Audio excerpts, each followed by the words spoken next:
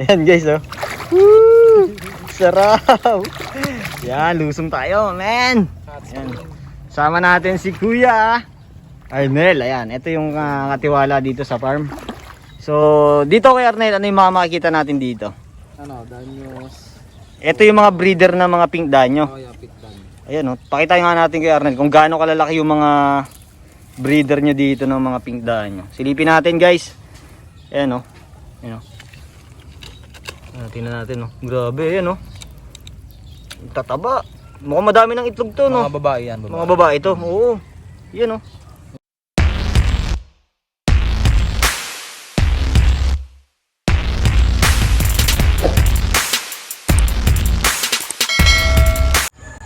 Yo, what's up? Sa magandang araw ulit sa inyo mga kapiskada. So ayun, isang panibagong content na naman. At pakilala ko muna sa inyo yung kasama ko ngayong araw.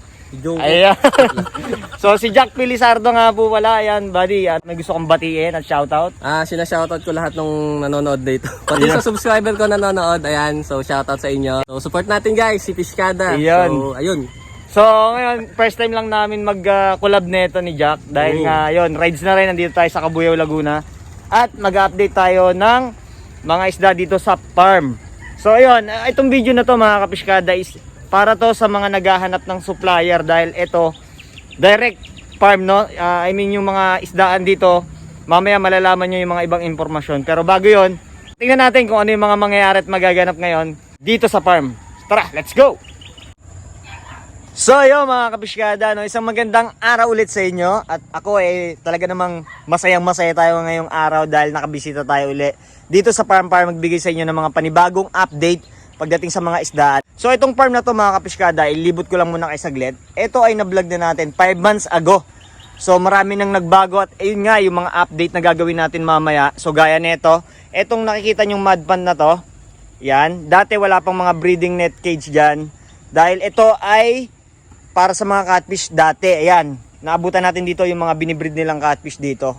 Tapos pati tong kabilang mud pond na to. So ngayon, dito mga kapiskada, ito yung mga panibagong ginawa ni Kuya Celso dito na nagpaparami siya ngayon ng mga local oranda, yung mga Apache. So silipin natin, ayan, pakita ko sa inyo. Mga kapiskada, oh. Dami. So pag gantong oras mga kapiskada, so time check tayo. Mag-8 pa lang ng umaga, kaya mapapansin nyo mga nakalutang pa yung mga isda. So pagdating ng mga 9 or 11 ng umaga is pag mainit na, syempre lulubog na yan sila lahat. Kaya maganda yung pagkakataon natin dahil medyo malamig pa yung panahon sa mga ganitong oras. Kaya makikita pa natin yung mga ibang isda. Ayan, kasama natin si Jack. Ayun, oh. Hello. Buddy, masaya ka ba ngayon? Nakapasyal ka ngayon sa farm, no? Oo, medyo. Joke. Ayan. Ayan. Nakakabilib dito, ang laki. Ang laki. Wala, dun mamaya iikot pa tayo dun sa dulo. So silipin natin. So ito yung mga ping-pong goldfish naman. So gaya na sinabi ko sa inyo, so wala pa to dati nung bumisita tayo, pero yan nga, dahil lumalakas at palakas ng palakas na si Kuya Celso, no? So nag-upgrade na rin siya. So ito yung mga ping-pong goldfish mga kapiskada. Nabanggit niya dito ay nasa 3,000 na mga goldfish. So dito naman guys, ayan, ito namang net na to, dito natin makikita yung mga breeder ng pink danyo. Grabe, lalaki ng mga danyo niya dito guys. Ayan, oh. Solid. Tingnan nyo naman yan kung gaano karami, oh. Ayan, hanggang dun.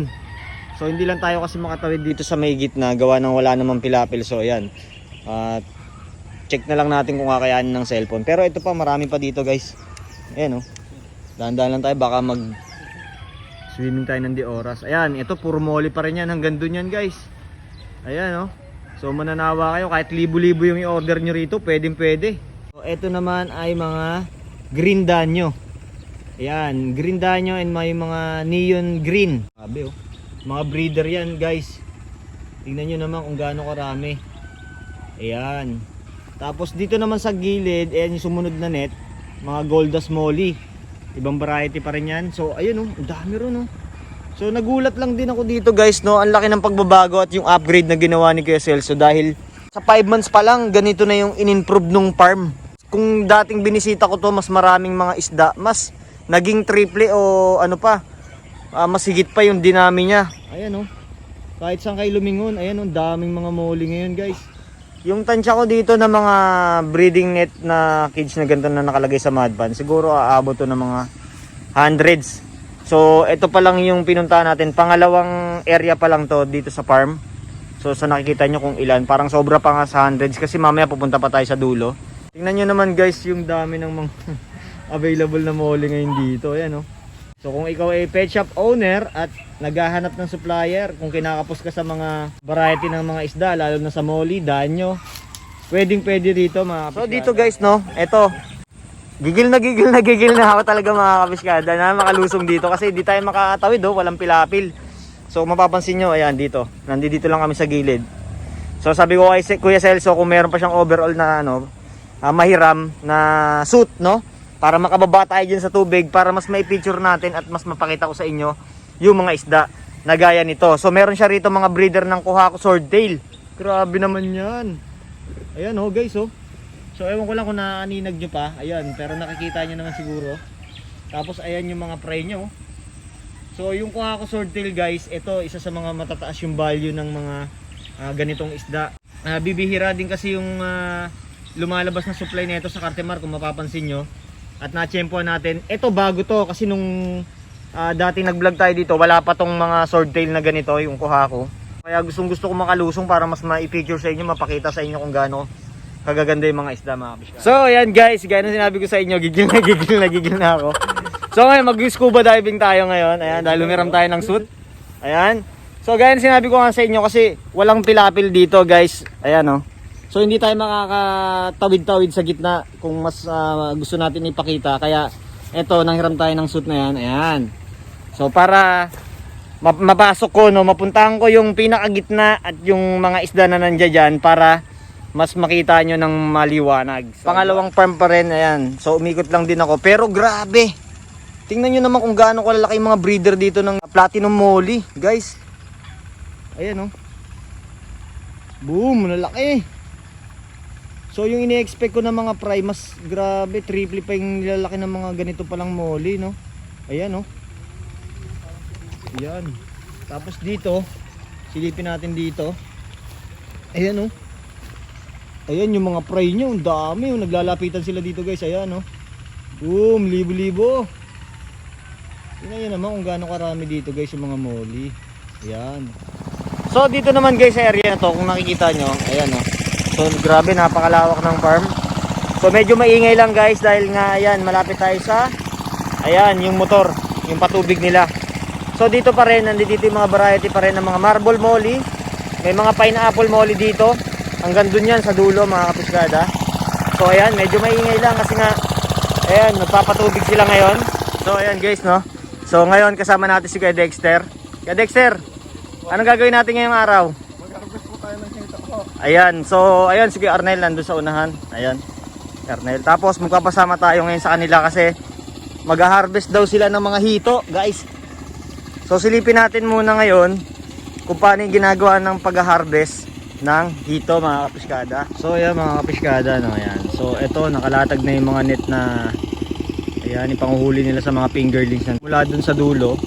So kumbaga ang mangyayari niyan is ayan, kukornerin nila dito. Yan mamaya. So masisipat natin kung gaano karami yung mga mahuhuli nila dito mga fingerlings ng hito. Ayan guys oh. So kung mapapansin nyo no, ito yung net. So kailangan dito may koordinasyon yung paghihila nyo ng net. Kasi yung pinakahinihila nila dyan, hindi yung sa ibabaw, yung pinakailalim na net. Para yan, sagad sa ilalim no, sa burak. Ayan, ayan kung makipansin nyo, ayan no. Yung mga parang maliliit na nagtatalunan na yan.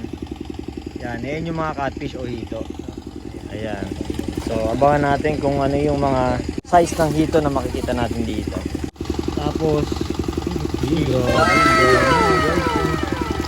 kuya, yung mga ganitong fingerlings ng hito, ito ay bibili na. Tapos, yung bibili, yun ay magpapalaki. Ayan, oh. Tingnan nyo naman, oh, guys. Oh. Grabe, oh. Ayan. So, ito palang mga hito, ayan, 4 na buwan, yun talaga yung mga market size na tinatawag para ibenta na. 4 months old na to? Hindi, ito ano pa lang to, fingerlings pa lang to. So kumbaga yung bibili nito sila na yung magpapalaki. Tapos, after 4 months na mapalaki nila, pwede na ibenta yon. Ayan oh, guys, ang dami nito guys oh. Ayan oh. Para ka lang ano yun, nanalo ng Ayan, dapla oh. eh. Grabe oh. Ayan oh. Dami. So ayan guys no, ayan. Tatrabaho muna tayo sa farm dahil nga sabi ko sa inyo, lulusong tayo diyan. Kung makikita nyo ayan oh. Ayan oh, naka-overall suit tayo para hindi tayo mabasa. At tingnan natin kung ano yung mga bagong isda dito ni Kuya Celso. Unang-una syempre nagpapasalamat tayo kay Kuya Celso. Ayan oh, ayun nandun si Kuya Celso. So pinayagan tayo na makabisita ulit dito sa farm. At syempre yan kay Kuya Arnel sa staff. Yan para samahan tayo. Yan. Kuya Arnel, kaway ka naman. Iyon. Sisilipin natin kung ano yung mga available nila dito mga kapiskada. So tara, let's go! Yan guys oh. Woo! Sarap! Yan, lusong tayo, man! Yan. Sama natin si Kuya Arnel. Ayan, ito yung katiwala dito sa farm. So, dito kay Arnel, ano yung mga makikita natin dito? Ano, danyos. Ito yung mga breeder na mga pink danyo. Oh, yeah, pick dan. Ayan, oh. Pakita nga natin kay Arnel kung gaano kalalaki yung mga breeder nyo dito ng mga pink danyo. Silipin natin guys. Ayan, oh. Ayan, oh. Tingnan natin, oh. Grabe, ayan, oh. Tataba. Mukhang madami ng itlog to, no? Mga babae yan, babae. Mga babae to. Oo. Yan, oh. Yun yung lalaki sa kabila. Yun, silipin natin dito, mga kapiskada, oh. Grabe. So, gaya na sinabi ko nga sa inyo, ayan. Para lang mabigyan kayo ng content. Ayan, oh, na magandang content, guys. So, eto naman, medyo na-enjoy natin, eh. Yung ganitong pagkakataon. Kasi bibihira at na bumibisita tayo ng farm, tas napapayagan tayo na ganito, no? Ito. So, samantalay na natin yung pagkakataon. Yan. Ito yung mga lalaki. Ayan oh. Ito yung mga male guys na pink danyo. Ayan oh. Ayan, ayan mga kapiskada, grabe. Ito mga ilang buwan na yan dyan sa tansya mo kay Arnel? Mga isa na yan. Isang buwan na to? Oo. Isang buwan pa lang pero grabe, lalaki oh. Yun oh. Ito, by the way sa mga hindi nakakaalam, itong mga danyo na to, no, mga egg layer po yan. So, iiwalay pa rin yung pagbibreed niyan mga kapiskada. Tapos ayan po oh. Dito naman yung mga ayan, anak ng mga balloon molly to. Ayun. Yung pinakita ko sa inyo kanina, guys. Yan. Tapos silipin natin dito. Yung dito naman, ano makikita natin dito kay Arnel? Ito, ano to, blue moon saka yung... Ayun, blue moon platy. Halo-halo to eh. Mga lumabas sa pita. Okay. May gurami pa. Ayun oh. Meron na rin pala kayong platy ngayon ano. So ito yung mga bago ngayon, may gurami pa oh. Ayan guys oh. Oh, kita nyo kung ayan, maraming variety na dito si Kuya Celso. Ayan oh. Ang laki na ng gurami ayan guys oh. Ay, mga ano, green Sumatra sa tetra. Oh, isa may mga green Sumatra na pala dito. Ayan oh, yan oh, guys. Oh, meron na rin oh. Ito mga green Sumatra. Yan, isa na rin yan dito sa makikita nyo pag bumisita kayo. Ayan. Guys, susuong tayo ngayon kasi ginagawa mo. Aray ko, sumabit ako. Yan. Medyo sumabit tayo. Yuko-yuko lang tayo guys. Ayan. Yep. Ito yung sinusuong ng mga vlogger guys. Ayan o, kita nyo. Pero enjoy naman. May goldfish yan. Ito, rosy barb tsaka mga local goldfish na oranda no. Yan o guys o. Boom. Yan o. Lalaki na ito ah. Yung mga rosy barb nyo, lalaki na no. Mga ilang buwan na yan kaya? Ano na yan? Patagal na rin kasi hindi pa napapapisa. Oo, pero ang lalaki na, mga good size na rin oh. So dito naman guys, ayan, meron din sila ditong breeder. Mga breeder ng mga tiger barb, ayan oh. Ayan guys oh. Yan oh, lalaki oh. Grabe. So marami na naging upgrade pala dito si Kuya Celso. So akala natin kanina itong mga ano na to, dito sa mudpond na to is mga more on molly lang, pero marami na rin palang variety gaya ng mga tetra, mga platy.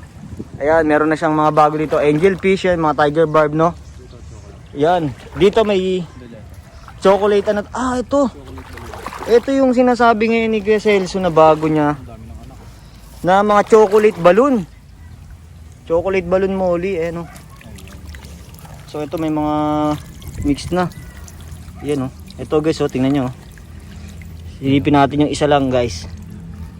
Yan. So tingnan nyo kung gaano kataba yan oh. Ayan oh. Choco na choco. Ayan oh.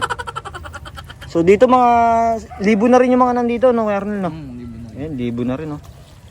Pag sa ganito, kuya, anong mga pinapakain nyo dito? Ano, fry booster. Saka yung ano yung PO1. PO1 tsaka pre-booster lang to.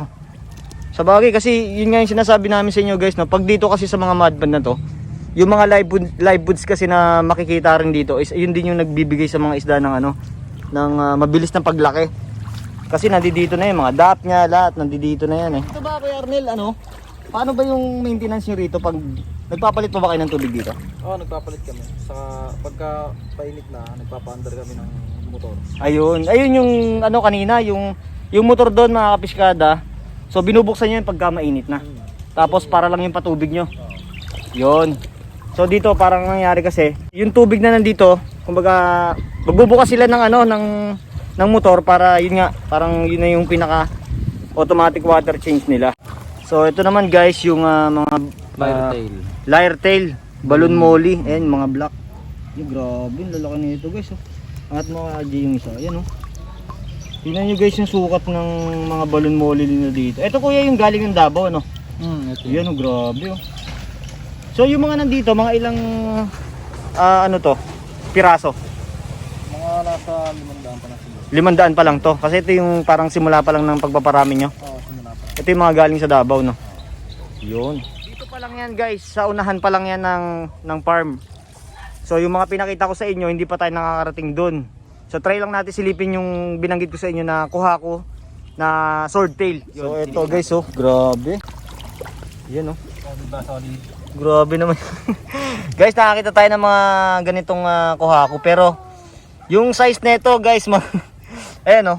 Tingnan niyo kung gaano kalala. Mukha lang maliit pero malaki yan guys, ayan.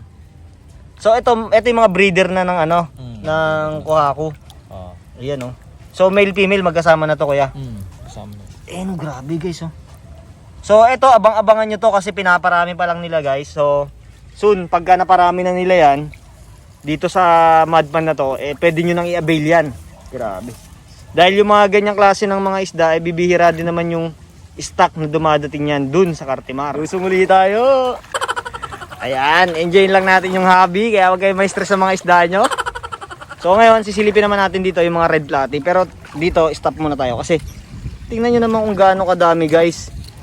Padakot talaga, ayan oh. Kukuha na lang kayo sa dami oh. Libo-libo na yung order nyo, kayang i-supply sa inyo yan mga kapiskada yan oh. Oh, kahit saan kayo tumingin, isda pa rin mga kapiskada yan. Dami guys oh. Tsaka yung mga size niya malalaki na. Ayan oh, tingnan nyo. Nagtatakbuhan na nga sila pag dinadakot ko oh. Pero ang dami, ayan. Punta tayo dito. So dito naman guys, ayan. Makikita naman natin dito yung mga red platy. Mga breeder size na rin yan, Arnel. Breeder. Ayun oh, grabe oh. Yun oh. Boom. Ayan, silipin natin dito. Yan oh. Tingnan nyo naman yung kulay guys oh. Iba anak na ng laki. Oh, ito yung sample. Tingnan nyo kung gaano kalaki. Ayan oh. Yan, ito yung red platy guys. So, kung mapapansin nyo yung kulay nila, yan yung kagandahan kapag nasisikatan ng araw. Ayan, gaya na ito. Makikita nyo, intense na intense yung kulay. Yan, maliit pa lang pero kita nyo. Hindi siya maputla na yung pagka-red niya talagang pulang-pula. Yan oh. Tapos, dito kay Arnel, baka may magtaka sa kanila, ba't dalawa yung cage nito? Kasi ito, kaya merong ganitong binet. Kasi yung kinakain din nila yung anak na pino. Yun. Kakainan sila. So kaya ang diskarte sa ganitong procedure guys, kapag magbi-breed kayo gaya nitong platy na to. So dito nakalagay lahat ng mga breeder para yung mga iaanak niya is dito lang makakalabas. Kasi nga mga prey eater din yung mga breeder ng mga platy. Kaya yan ang magandang technique din kapag magpaparami kayo kung ganito yung gagawin yung technique. Para hindi rin makain yung mga prey nyo para mas mabilis sila dumami. At saka sa napapansin nyo, itong mga net naman na to, kung mapapansin nyo lahat, may mga net sa ibabaw. So, anong purpose naman yan, Kuya Arnel? Bakit may mga net sa ganito? Para hindi kainin ng ibon. Iyon, no? Para rin sila naglalagay ng mga ganito na net kasi may mga ibon na kumakain ng isda. Itong farm nyo, maging meriendahan ng mga ibon, tatakpan talaga para maiwasan yung mga losses nyo, di ba? Tapos, kung mapapansin nyo, itong pinaka cage na to, ito sa mud pan na to, yung net, ang kagandahan dyan, in case na pag nagbaha, no, Kuya Arnel, no? Yan, pwede nilang hatakin pa taas para yung mga isda is hindi sila pag umapaw ba. Yun, hindi mawawala yung mga isda kasi pag inangat nila yan, ayan, hanggang dito sa may ilalim guys, sa baba niyan, ayan, mapapansin niyo yung nakalutang na to. Ayan, yan yung net pa rin yan. So, isang hatakan lang yan is makukuha lahat ng mga isda na hindi sila namumroblema na makakawala. Dito guys, ayan may pineapple molly naman, mga juby size. Mga juby size na mga molly na may pineapple. So ayan. Marami dito guys, oh. So kulang din yung isang araw natin dito kung i-content lang natin dahil sobra ito. Grabe, nakakapag-enjoy at magpapasalamat pa rin tayo kay Arnel dahil sinamahan tayo at kay Kuya Celso, no, yung may-ari ng farm, dahil pina-experience sa atin lumusong sa ganito. Ayan, dito naman mga marble molly. Ayan, dami nito. So mga tansya ko rito, may higit 5,000, sobra pa, no? Meron yan. O yan, grabe guys, so tingnan nyo. Nag-aanakan pa yan dyan, ang dami. Yun, sisalukin mo nga Kuya Arnel para makakita lang nila kung gaano isang salok lang agad. Ayan guys, ayan, tingnan nyo. Ito.